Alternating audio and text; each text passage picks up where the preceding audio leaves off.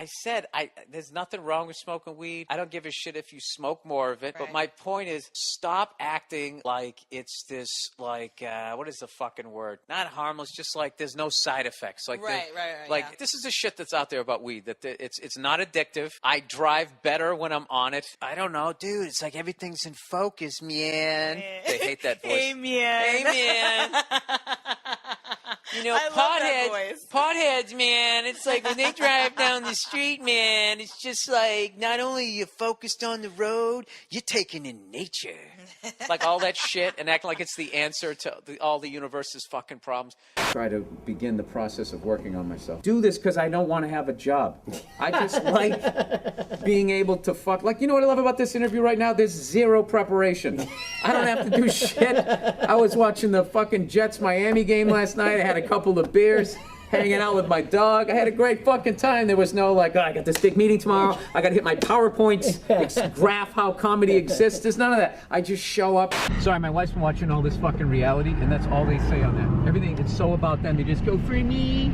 I just feel like for me, when I saw those starving children, I thought, you know, as bad as it is, I would love to have that waistline. Do you know what I mean?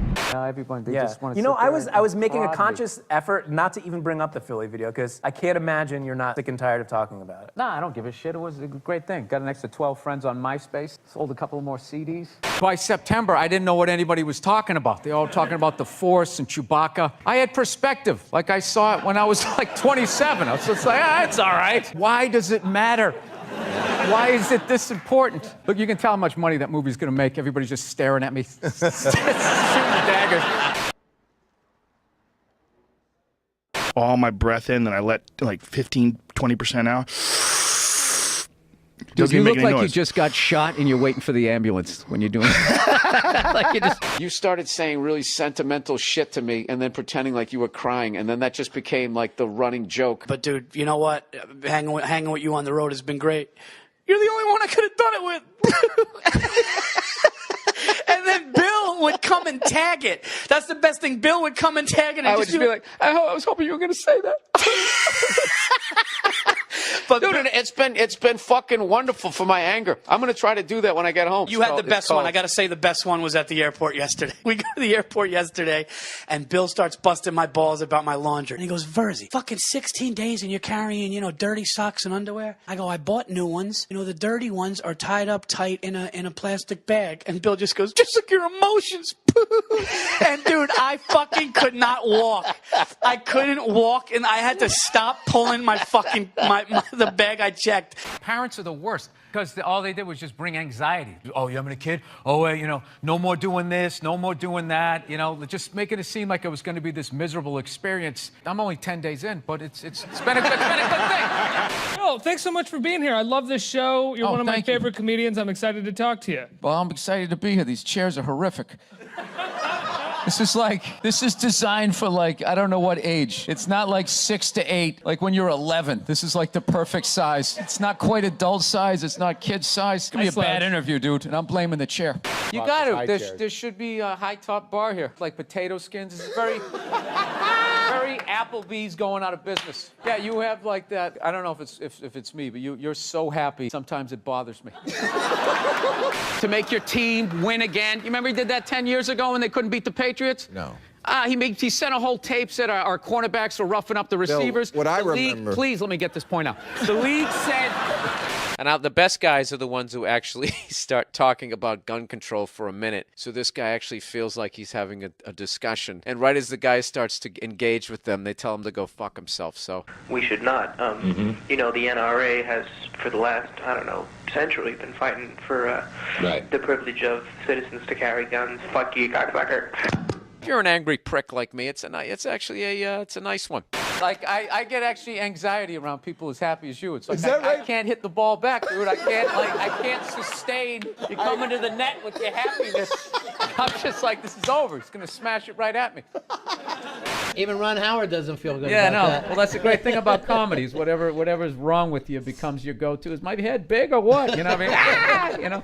Then you cry backstage. I knew they always thought that.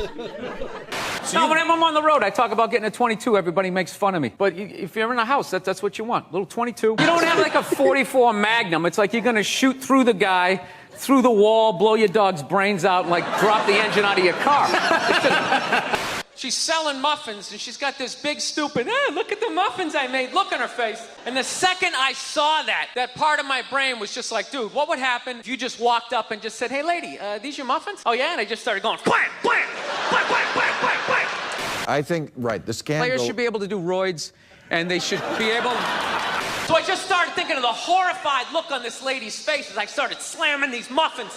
And out of nowhere, I just started laughing like a maniac. The guy sent me this video going, hey, my daughter took her first steps. And then when you press play is like over her goods. And I press play and the kid's completely naked, just sitting there like walking like that. And I was going to text him like, dude, don't send me like naked photos of your kid, a video. You haven't watched To Catch a Predator? So I got a dog recently. That's a big thing in my life. I went down to the pound and I got a free dog. That's how I say it. I don't say I rescued a dog. All right, it's obnoxious and it's not true. Sick of people doing that. She's a rescue. Yeah, I rescued her. Really? Did you pull her out of a burning building? Like, they always have to have, like, the over-the-top, uninhibited white racist character. He's like the dude they always have, like, screaming during the movie trailer. They'll be like, they were the first all-black swim team. Get out of the pool! Download the free Headspace app and begin their Take 10 program for 10 days of guided meditation at headspace.com/Burr. Learn how to read out loud better without stumbling over your words. Train your mind for a healthier, less stressed life. Start with your free trial today at headspace.com/Burr. That's headspace.com/Burr. I'm smiling now. My girlfriend actually, to be honest with you, got the dog while I was traveling. I was in a different state. My girlfriend got us a dog. Classic female move, you know? That's just a 10 to 15 year commitment. Why would you include me in that decision? Just YouTube. YouTube. Drum lessons, I take those, but like YouTube and shit, like there's certain things. Like I would take a cooking class or something, but with my fucking ADD, like the internet is perfect. You can shut it off when you want. Yeah, I can read about the Illuminati, and then I'm learning how to make a pie, and then I'm watching a bear fight an eagle. Dude, I have one set where I am bombing so bad, but in my head, I think I'm doing well. So I got this stupid look of confidence on my face, and it's just the worst jokes. They're horrible. It haunts me. Yeah. That's my sex tape. It's somebody finding my old VHS tapes. You guys heavily into that over here? The whole Jesus thing? Can I ask you a question? When's he supposed to come back this time? Is it like 2012? All logical thought just says you go right in the ground. Like a deer. You're just dead. Like fish. Fish don't die and then they go somewhere and they, oh yeah, I remember you as a kid. It's like laughable. It's laughable. But for some, we just can't get beyond ourselves. And they go, so you're just fucking dead. I can't picture myself dead. I can, but I'm still thinking. I'm just laying there like, all right, this fucking sucks. That's all there is. I just lay here in this box. Yelling to some guy in the grave next door, you know? This is it, there's nothing else! Wait for the worms, motherfucker! You know, I have a friend of mine who doesn't like corn. He says he won't eat it. And little does he realize that 90% of food is all corn-based. Because these cunts have taken over the food supply, and that's the real terrorism that we need to fight. We're going to Tacoma, Washington. And I would be called brave if anybody gave a fuck about me. Good, give me a topic. Saving the whales. You know, when you look at the Earth from space, which so few of us get the chance to do, like I did in this movie when I pretended to be an astronaut, most of it is water. And the biggest thing in the water are whales. And like us, they also communicate. And just because we don't understand them, let me finish, just because we don't understand them does not mean that they are not saying something and they do not deserve a voice that needs to be heard. And despite the current administration, I vow to continue fighting for these whales. Thank you. Sorry, I kind of petered out. But you know what I mean? I still fucking did it. And she started crying a little bit again. I don't know, man. I don't know. I get sick of people making excuses for her. She blew it. Nobody thinks that. She blew it. Look, You lost to a guy who said 3 things a week that would torpedo anybody else's campaign. That's like you're playing a football game, the other team throws 20 interceptions, and you still figure out how to blow it. At what point? Basic. So to be a badass bitch, how would I have to dress? If you have to ask, then you're never going to be that. So you're finished.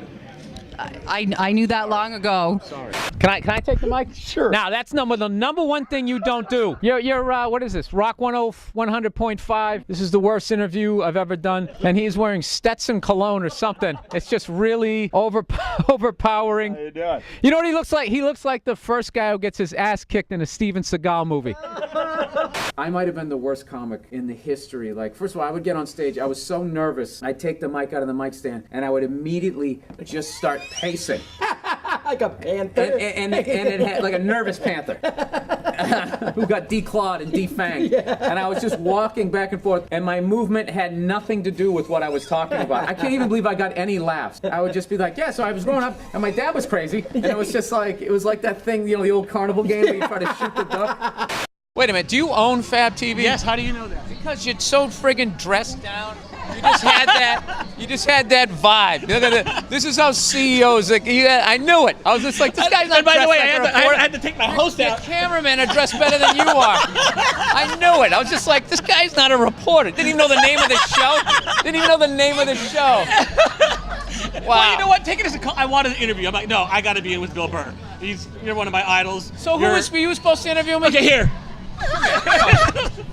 Unbelievable. What is that all? There you go. Now it looks like an interview. You know, Mr. Burr, you know, how does it feel?